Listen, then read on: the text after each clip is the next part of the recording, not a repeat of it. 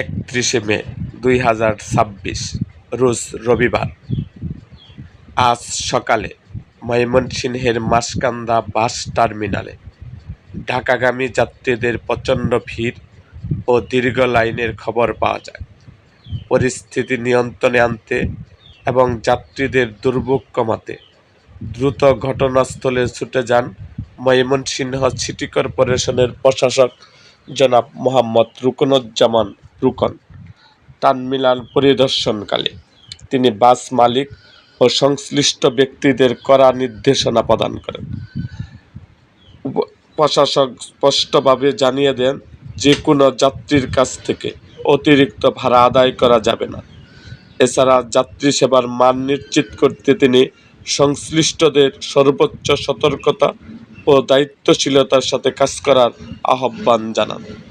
এরকম আরও ভিডিও পেতে এবং রাজনৈতিক অঙ্গনের নানা ঘটনা ও ইতিহাস জানতে আমাদের মুক্তাগাছার ইতিহাস মিডিয়া ইউটিউব চ্যানেলটিকে সাবস্ক্রাইব করুন এবং পাশে থাকা বেল আইকনটি বাজিয়ে দিন।